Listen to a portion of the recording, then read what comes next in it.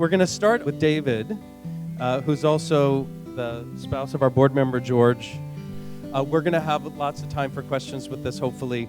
But David, Margolis, if you'd start. Hello, everyone. Oh, yeah, and hold it close to you. Okay. So as Anthony had mentioned, my name's David. I'm my husband, George, who you've heard speak earlier today. We're the proud daddy and papa of two boys, one who's a 5-year-old, Tristan, and Noah, a 2-year-old. We ended up having working with one agency with Reproductive Possibilities and with Connecticut Fertility as our clinic. We ended up having to work with two different surrogates. We worked originally with a woman in Connecticut who carried Tristan, and the original plan was to have her carry our second child, and after multiple tries that didn't work out, and so we were looking at other options and found another surrogate, Corbie here, who you'll hear her story as well.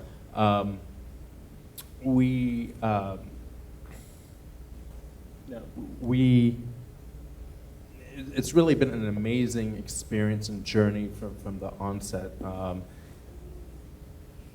Obviously, it wasn't, it didn't go as planned, and I think that's probably one of the biggest things to keep in mind as you start going down this path.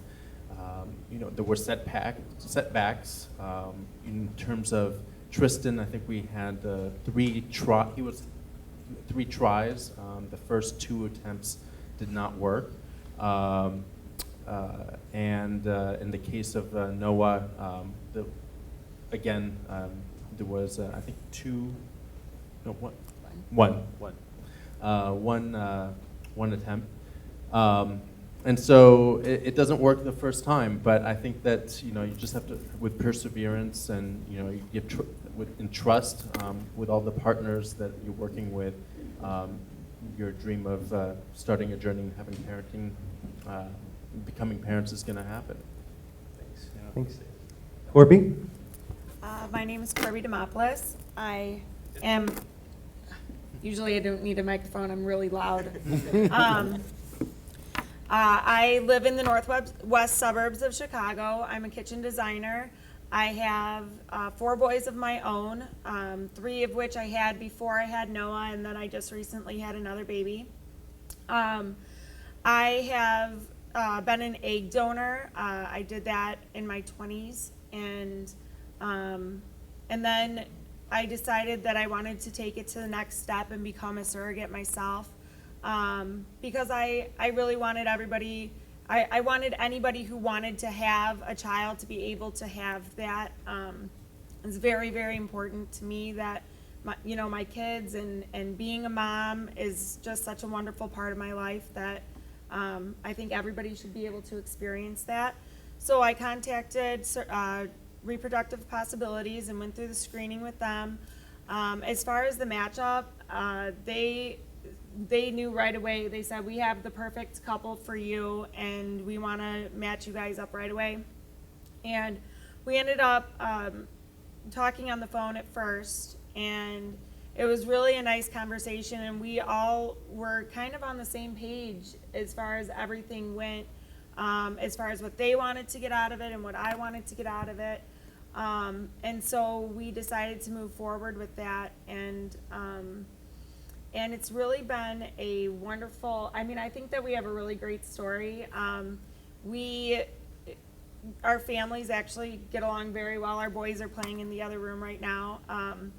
We still keep in good contact with each other. I know that not every matchup does that, but we text each other a lot still. I get updates all the time about Noah, and this is actually the second time that I've seen him since he was born, and anytime that we see each other again, it's just like we've been friends for years, and it's just like maybe it's been a couple of days, but it's been a longer period of time. So it's it's really been a good fit for both of our families. Thank you. Thank you. Bill? Great. I have some notes because last year I did this and I rambled. So, I'm Bill. My husband is Eric. We have twins, Ethan and Olivia, boy and girl. Ethan is genetically from me, and Olivia is genetically from Eric. So it was a long process and a long journey, but then we sort of hit the jackpot in the end and got exactly what we wanted. We started out trying to do everything on our own. We found a small agency online, which was basically just a woman that had been a surrogate that was going to try and do her own agency, and that didn't go well, and we lost some money. Then we tried doing it completely on our own and going through this website and for surro moms and locating a surrogate that way. That did not go well either. So we ultimately ended up with Alternative Reproductive Resources here in Chicago. They were wonderful. They set us up with our egg donor. We went through the process of choosing our egg donor, and it's amazing how you can really pick exactly what you want. I mean, whether they have musical ability or, ACT scores. I mean, it's kind of crazy. Then they also hooked us up with our surrogate. We hit it off from the beginning. Our surrogate had a daughter of her own and had wanted to be a surrogate. We worked through all the contractual details and moved ahead. It ended up taking us 4 tries. We did 2 tries. We had to go back and pay for more tries as from the budgeting portion of this. Keep that in mind. Our 4th and final try is when it actually worked and it took, and we were very involved then once we became pregnant with the surrogate the entire time. I made in my notes, we showed up with a carload of organic food about like 2 days after we found out she was pregnant.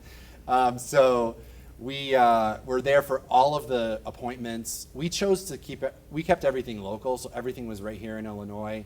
So our surrogate lived in the Rockford area. Our hospital was Rockford Memorial. So we were there for all the ultrasound appointments. We were there when we found out it was twins. We were there when we found out it was a boy and a girl. We were in the room for all of that. When it came ultimately to the birth arrangements, they were born at Rockford Memorial via C-section. Our surrogate was very healthy throughout the process.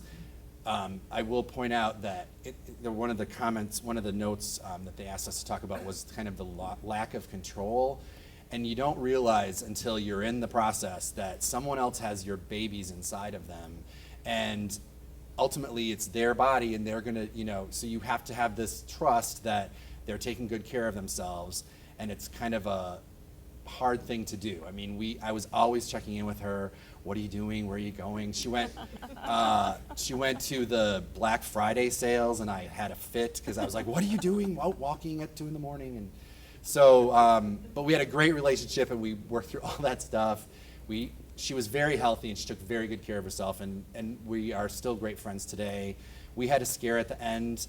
She ended up on bed rest. We ended up having to compensate for her mother to come in and stay with her so that she could be on bed rest at home. So with that, again, to that budget thing, there's unexpected stuff that does come up.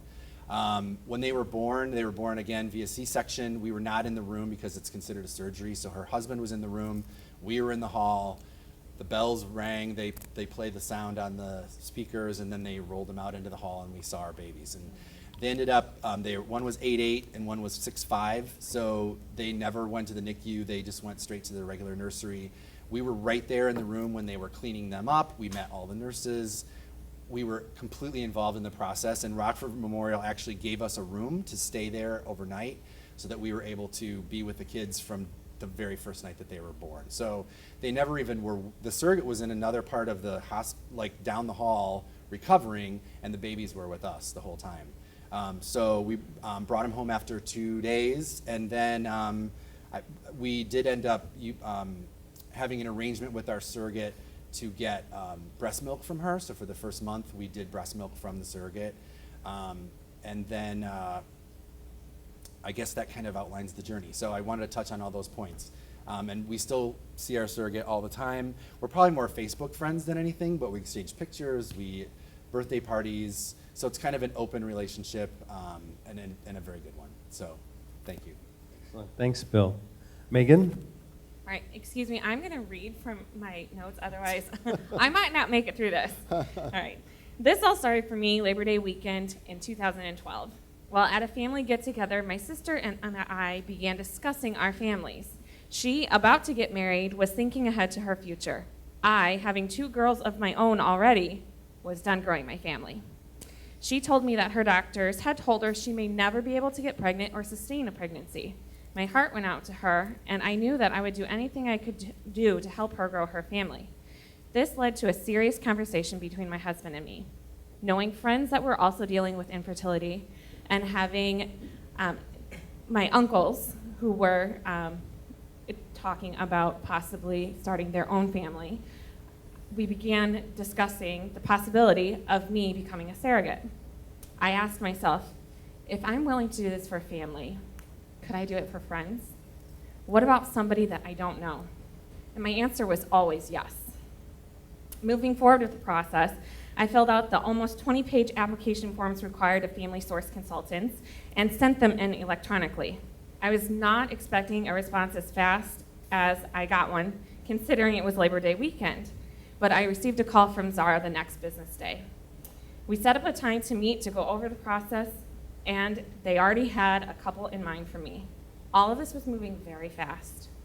I was nervous about my meeting with Zara. What if I got there and did everything that was asked of me, and then I was told that I wouldn't make a suitable surrogate? Once they sat down and we began talking about the whole process, my mind was at ease. I was given 2 intended parent profiles to review, and I knew immediately after reading Javi and Javi's profile that they were my couple. I didn't know what to expect for that first meeting with them. Javi and Javi live in Barcelona, Spain, so I knew there would be a language barrier. Having taken Spanish in high school, I was hoping that some of that would come back and I'd be able to communicate with them. But we did have a translator for that first meeting, so that was helpful. After the Skype meeting, I asked for Javi and Javi's email address and that Zara pass mine on to them. I was gushing with excitement and wanted to email them right away to tell them that I couldn't wait to start our journey together. I remember looking over the numerous pages from my nurse from the fertility clinic about the transfer process and the medications that I would be on to prepare myself for that transfer.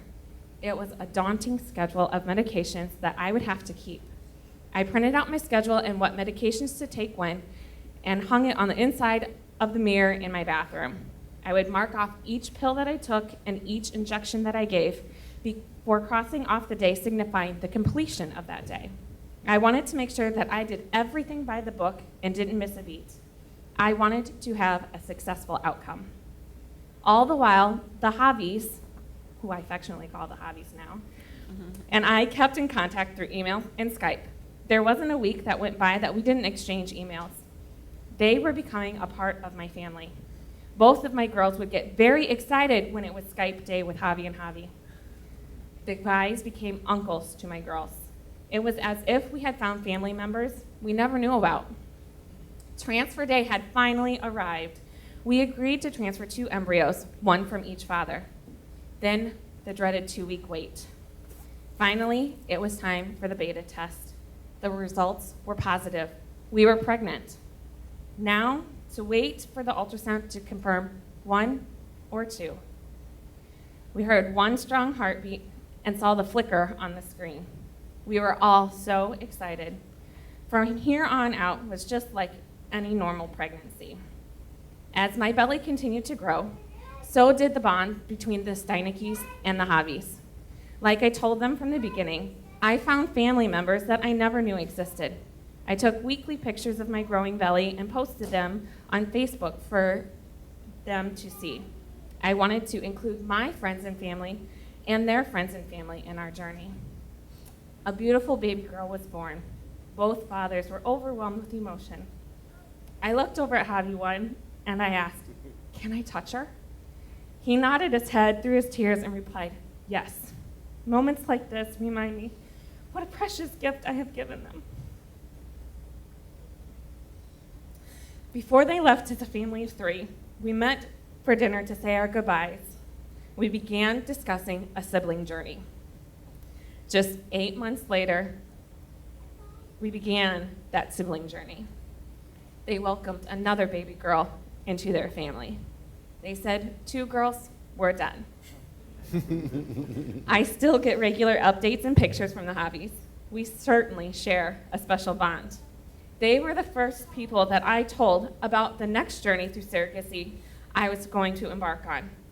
Even though my journey with them is over, Hobby 2 keeps reminding us that this isn't the end. It's just the beginning of something wonderful.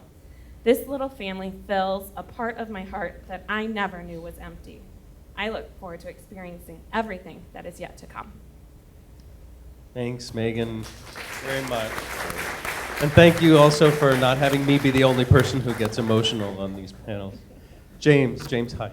Yes, speaking of emotional, I'll try not to be, but it's kind of hard. So my journey, our journey, my husband, so I'm Jimmy Hyde, and my husband, Benji Hyde, in the back.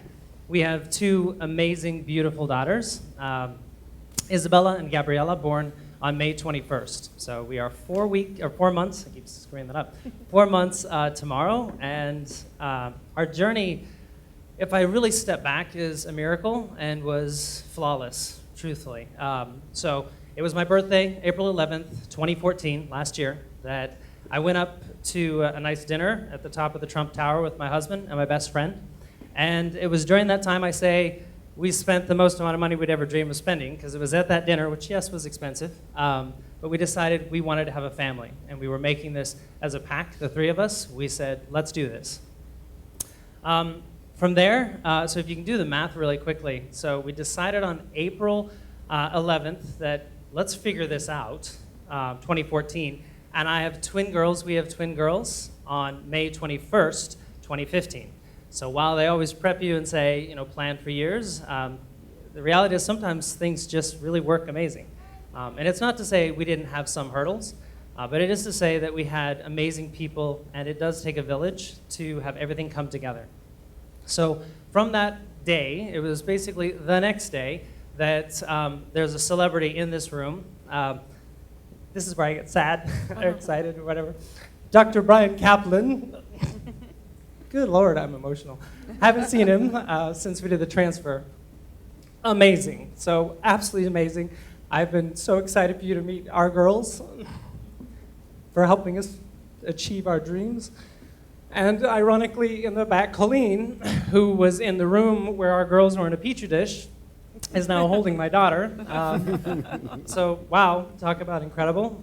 But our journey was, again, we met with Dr. Caplan. He was amazing. I should be I'll do all his PR if he needs it. Truthfully, I couldn't imagine anyone better to work with that really sat down on a piece of paper and said, okay, here's how it works. And really broke it down for me because, I was a little ignorant on a lot of these things we were trying to figure out. And it made sense. They held our hand through the process. We had an amazing journey with our surrogate. And if people have questions around that, choosing the surrogate is such an incredibly important and personal event. And when we met ours, you just know. I mean, she was a stay-at-home mom. She had 4 beautiful children. And she was asking us questions like, are you okay if I were to have an epidural? It's totally your choice. This is your baby. It's my body, but it's your baby.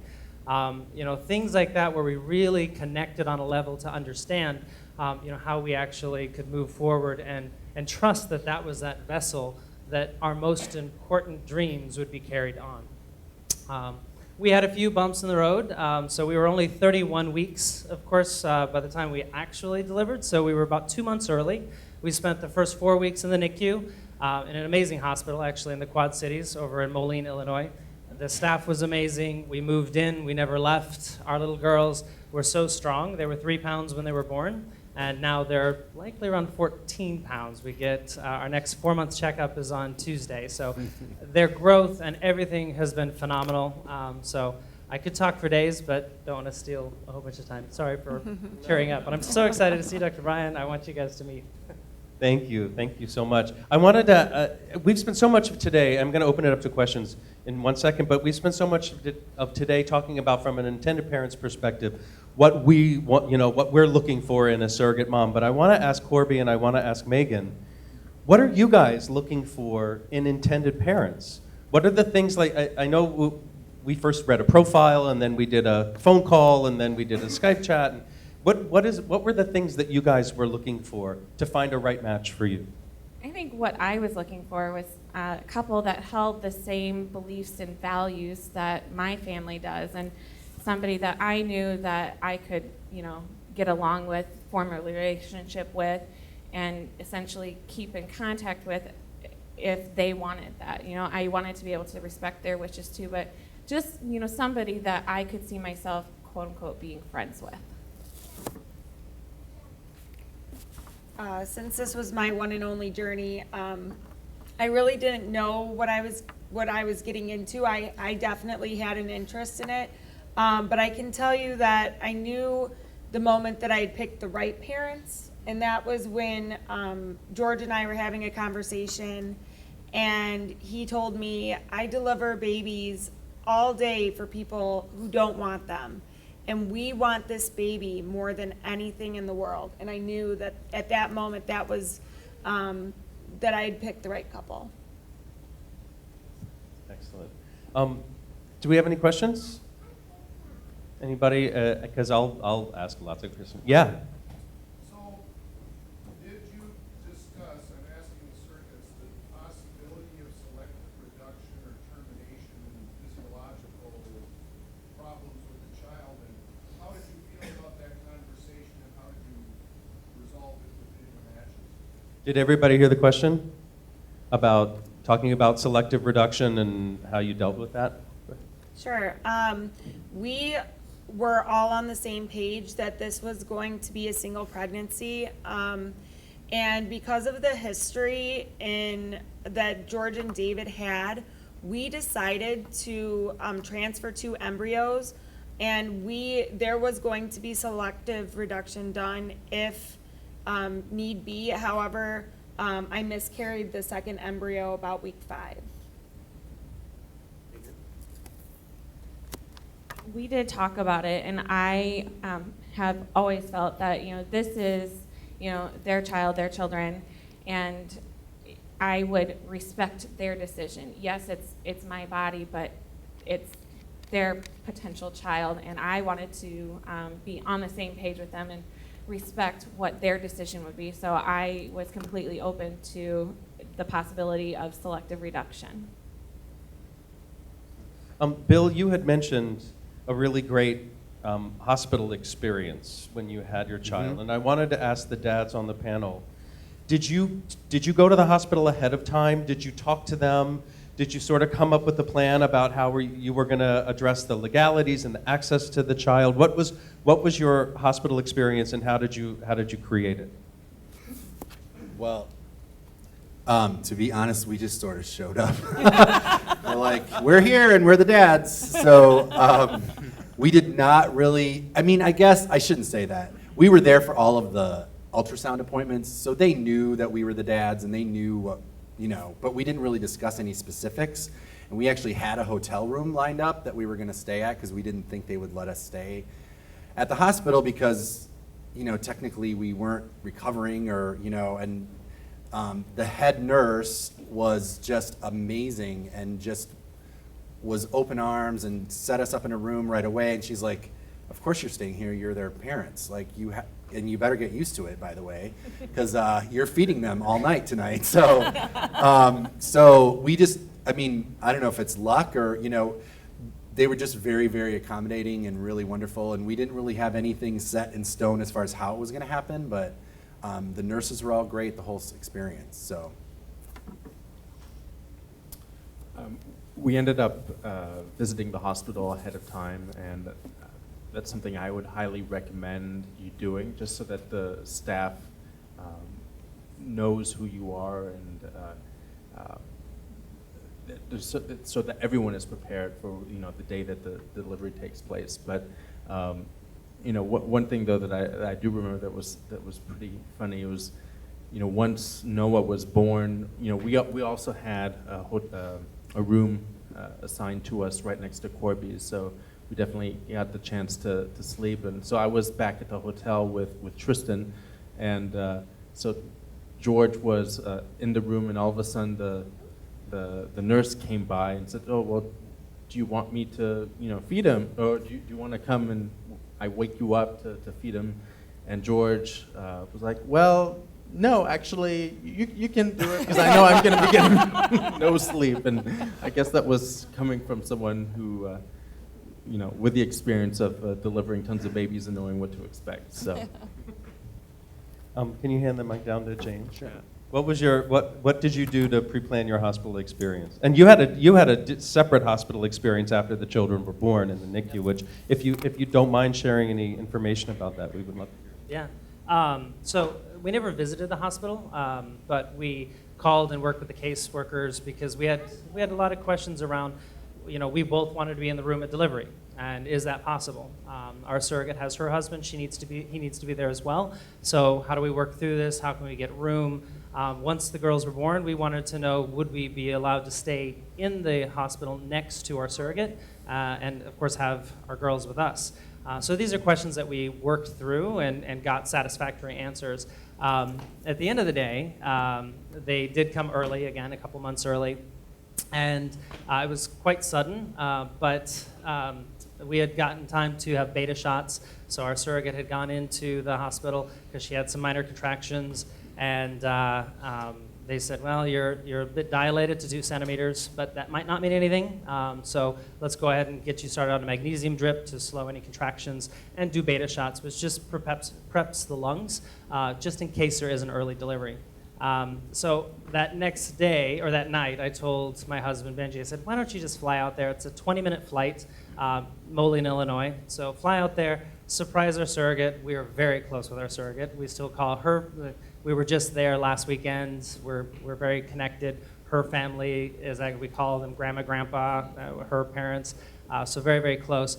So Benji flew out to surprise her on the 21st, and they FaceTimed me and said, oh, everything's great. And our surrogate said, of course, I'm not going to be delivering. I've already talked to these girls. We're going home in 2 days. Everything's fine, way too early. And a couple hours later, her water did break, and there was some blood, so they decided they would go ahead and pull them. Oh. That hopefully doesn't leave a mark. Pig's licking keeps on ticking. Yeah, he's all boy, yeah, that's all for boy. sure. So Benji was there, though. During the delivery, we have a full video we have a video of everything. We have a video of our girls in a petri dish and our embryos at 400 magnification zoom, 500 actually. And we have it the moment that the transfer happened, video of the ultrasound of it going in and transferring, the moment that we had our first heartbeats. It's all in our announcement video when we had our girls. But so the process, the hospital, though, ended up being phenomenal. We did have a very unique experience, not so unique for a lot of people with multiples, right? A lot of times there is early delivery with multiples. It's a higher risk pregnancy automatically. And so, but the hospital was phenomenal. They allowed us to stay there for all 4 weeks that we were there. We never left the hospital. Our girls were in incubators. We couldn't hold them for the first week. They had to sustain their own heat and start working on things like breathing and swallowing and maintaining temperatures and things that you really kind of take for granted with a newborn baby. And it's all we know, right? So when we would see them all the time. People come into the hospital, have their baby, and 2 days later leave. And these babies they were having were massive. They were so big compared to our girls, because our girls were so tiny. But everyone on the staff was phenomenal. I mean, when we left, the nurses cried, the nutrition cried, the housekeeping cried. And we also went back to visit them as well last weekend. So just, I couldn't say enough about how blessed we were. And so someone upstairs was certainly looking out for our family. Excellent. Any questions? Yes. As the first one had David, I think they had complications. At what point did you decide that it was a good idea to talk to your own personal family about going through this? So did everybody hear the question? At what point did you decide to talk about with your own family about the process? Is that for for the dads?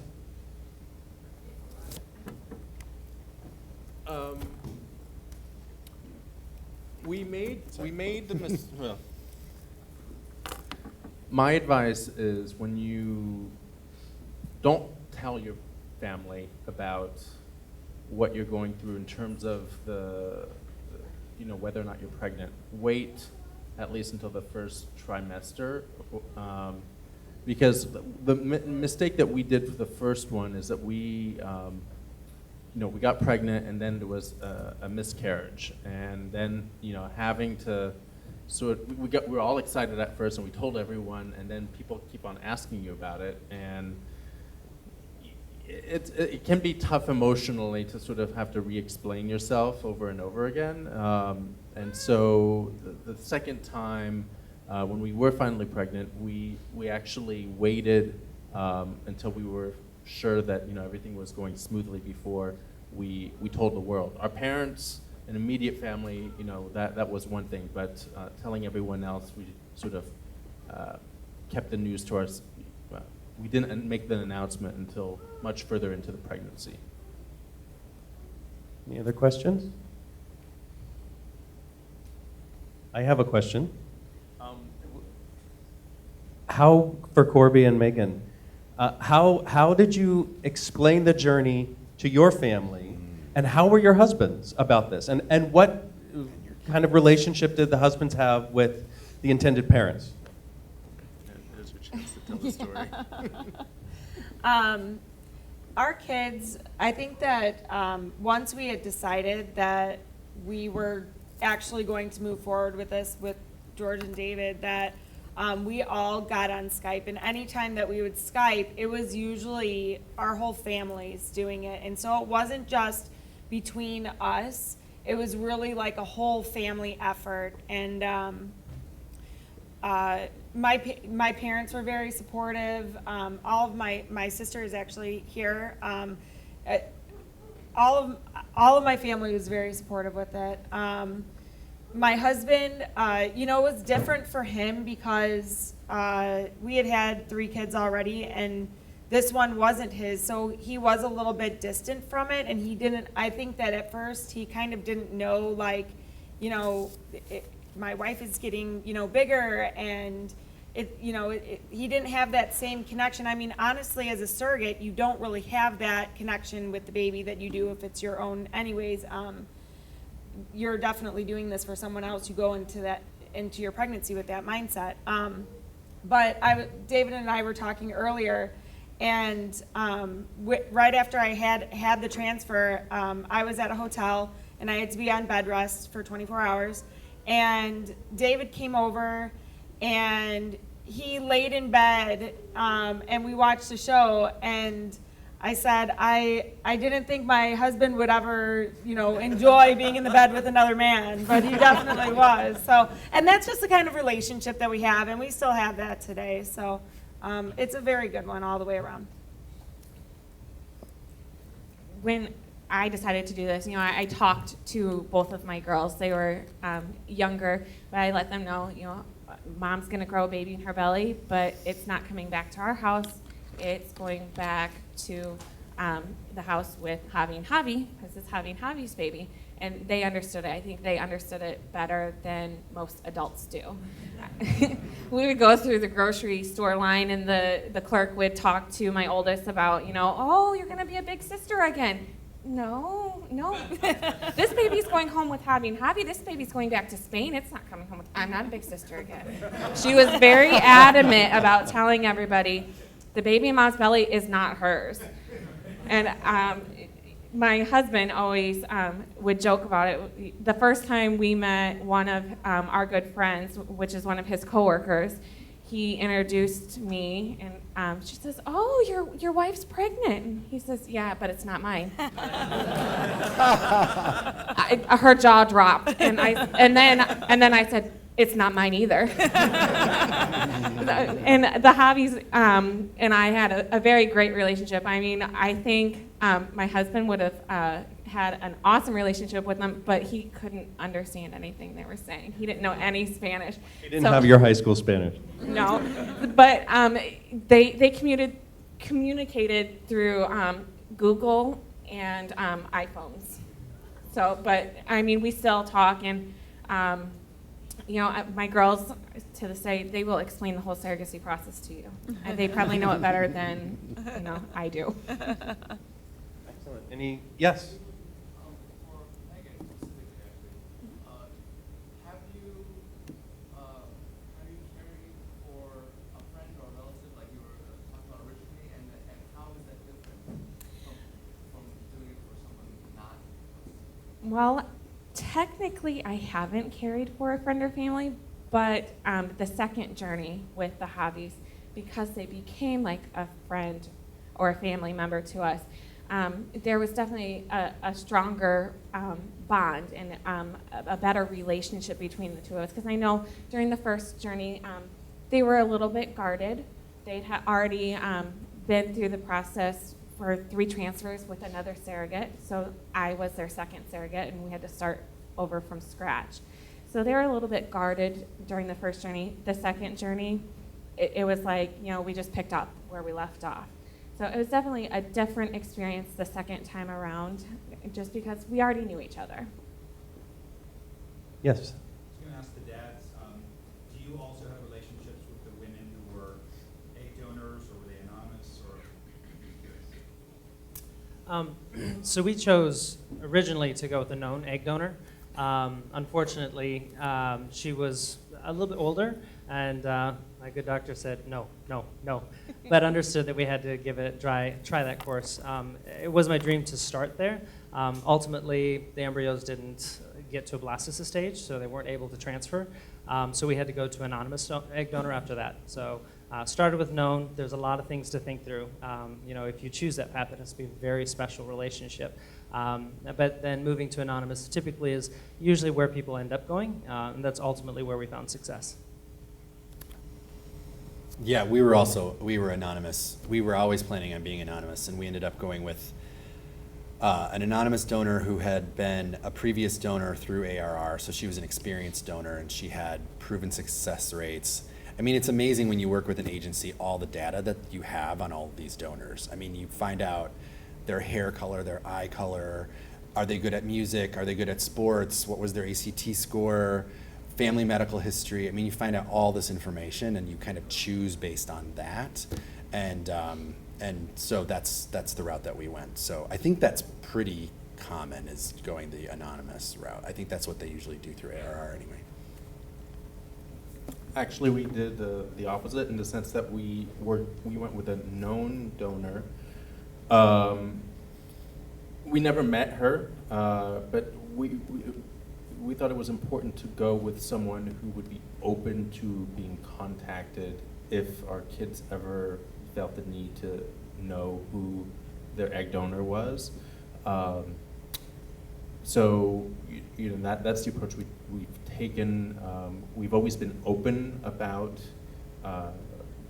both the surrogate and the egg donor to our boys, so they understand their history and their story.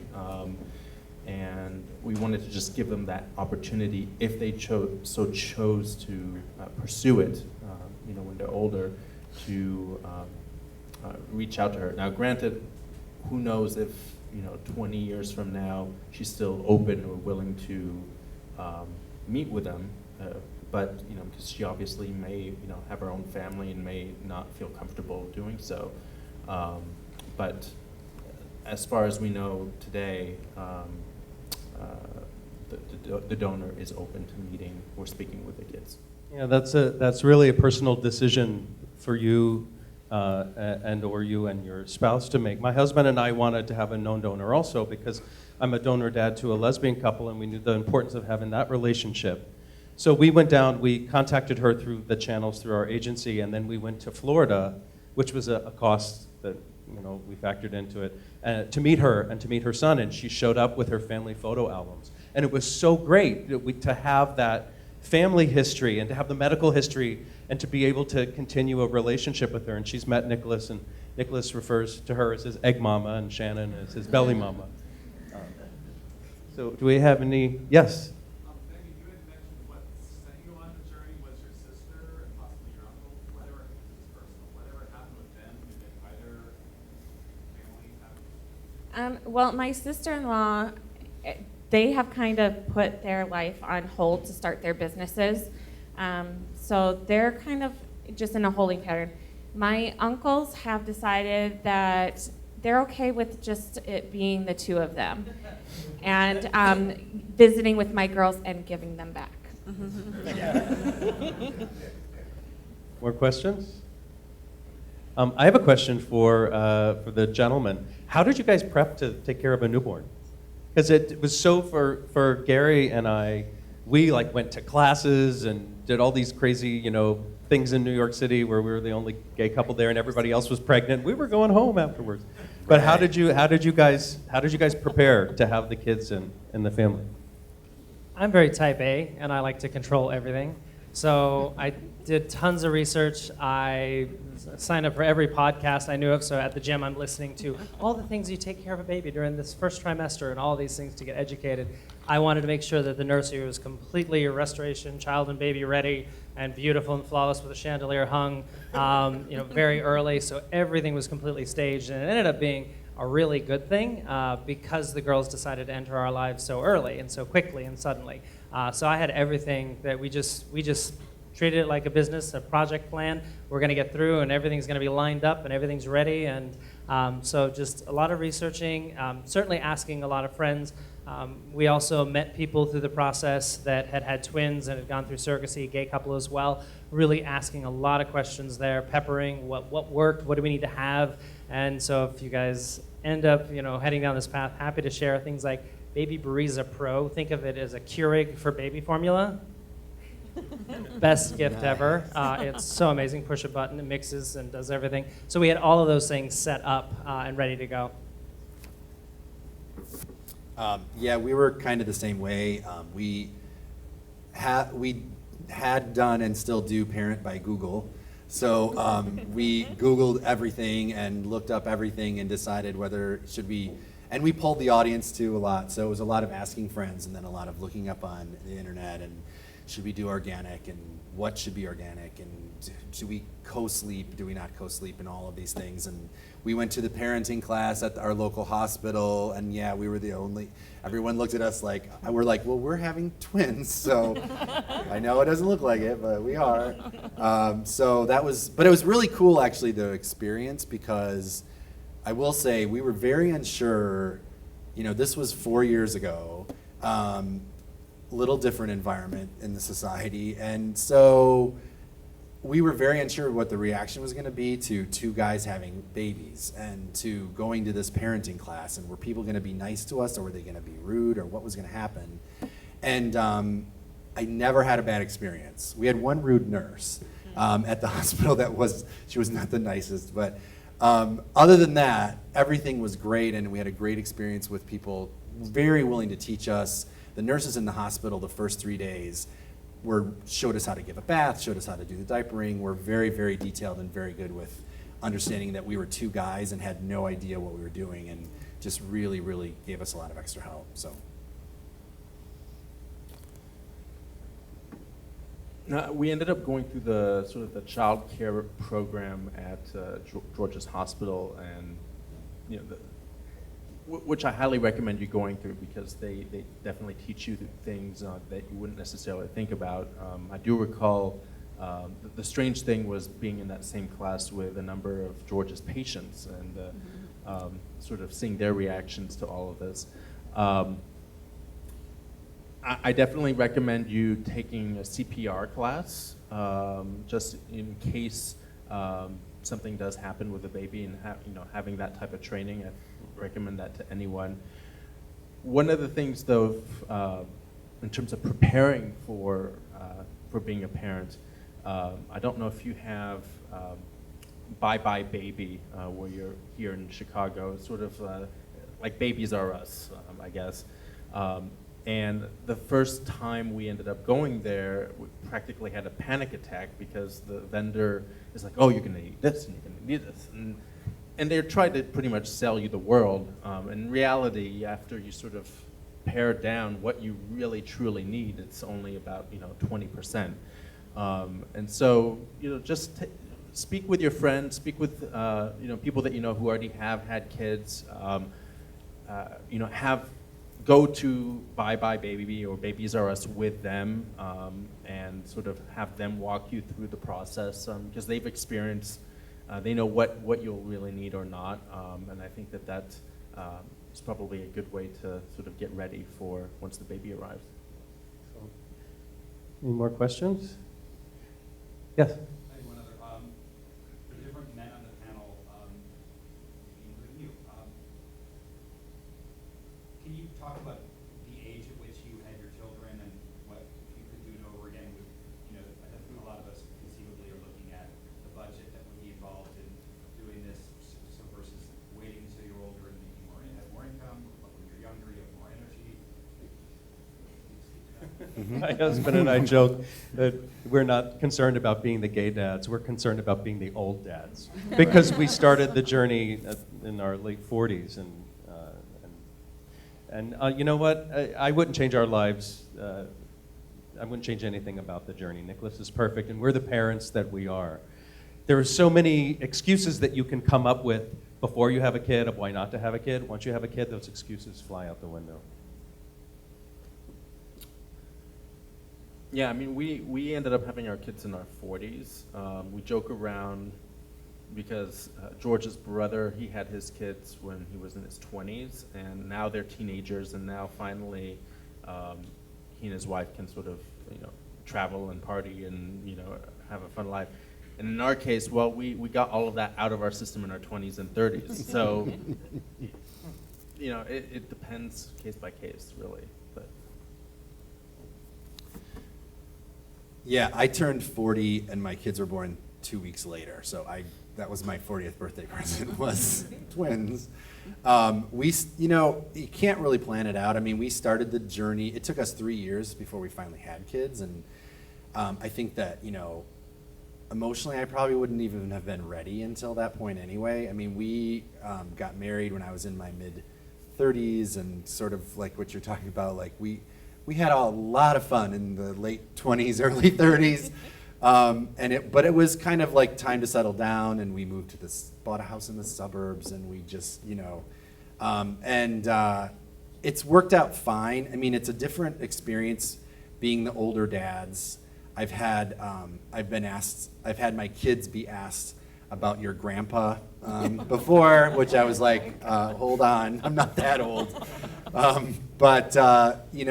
Ultimately, I think it's been totally fine, and having kids at a later age, don't ever think that you're too old or I've waited too long. It's just, it happens when you're ready, I think, the universe kind of works that way. And so it's worked out fine, and we're both in our mid-40s now, and it keeps us very in good shape chasing them around. So yeah, it keeps us young.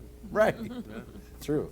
Very I guess for us, I think the timing just has to be right. For me, it was less about my age and more about my husband. So finding the right person that you can see yourself as, my husband right there. I love him. He's amazing. I would not have had children without him. So I think for me, it was seeing him and the love that we have for each other and the stability that he brings into my world by being such a loving, nurturing person. So it was in that moment that I was like, I guess I'm ready, because I would not be ready without him. Thanks. Any other questions? Yes. For the dads, is it important, or was it ever important for you to have like a network of other gay dads or lesbian couples with children? And if so, how did you kind of move towards that? If you have? So it feels like we're still pioneering. It's hard to find people that are GLBT that have children. They're starting to be more. Like, we have one friend, hopefully now we have more. We'll see if they like us. Will he call? I don't know. Anyway, we have one friend that gay dads that have twins, and it was great. I'll say that I'm really surprised by, we live right down the block on Newport, so just off of Halstead, in the heart of Boys Town here. And all of our friends, none of them have kids, absolutely none. And I was putting myself empathetically in their place, and I'm like, if I'm them, I would never come over again, because why would I want to go over there screaming kids? That just doesn't sound that fun. But I have been amazed. Like, all of our friends have been incredibly supportive. They come over all the time. They don't have kids, and they're just like, we want to know. I've never held a baby before. And I'm like, well, before mine, neither had I. So here you go. Like, we throw them in your lap. They don't bounce, but so don't, well, they kind of do. I haven't tested that theory just yet, knock on wood. It's been incredible. Our friends that are just friends that don't have kids have really stepped up to that.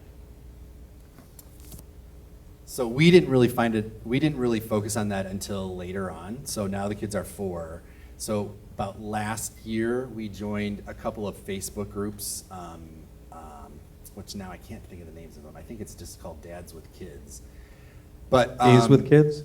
What is it? There's one called Gays with It Kids. might be Gays with Kids. That's how actually I met AJ, and that's how I ended up being part of your organization or group, was through this online group on Facebook, and we sort of set up a play date to go to a children's museum, and the kids were 3, and I felt like it was important for them to start seeing other 2-dad families and 2-mom families, because we're in the suburbs and they see mommies and daddies, and we read the family book, and talk about how some families have 2 dads, and you try and reinforce that, but we thought it was important to start seeing that. So now we have a whole group now of us that live in the suburbs that do a roughly monthly get together. We rotate dinner at different people's houses, and they know all the other kids, and we do birthday parties together, and it's become a really nice little resource in addition to our other friends, for the kids to see those 2-dad families and get a little more exposure to that. But it was later on. It wasn't until they were 3 that we really focused on that. I definitely think it's important for your kids to sort of see or other families with same-sex kids, so that they know sort of that they're not unique or alone. Living in New York, I guess it was much easier for us to be around other families, same-sex families, and there are all kinds of programs that were in place at the center that we attended. If you're not living in a place where there is a large LGBT community, there are other resources that have been terrific. For example, the Our Family Vacation program, or the Family Equality Family Week in Provincetown, which George and I did for the first time this past summer and had a blast. It's about 2,000 LGBT families from all over the U.S. that sort of meet up for a week of fun activities. One thing that to be prepared for is that with all once you have kids, you'll quickly see certain friends sort of disappear from your circle of friendships, and then you'll have new friends that sort of are part of your family. We had certain groups of friends that didn't quite know how to react or didn't want to hang around little babies, and which is fine. And then we made all kinds of new friends. You do make tons of straight friends, which was something that we didn't really have a huge number of, and now we see them actually probably a little more than our gay friends. But it's I think having a mix of both is important as you start building a community for your family. Excellent. I have two very brief announcements to make before we break for the coffee break and go into the sessions.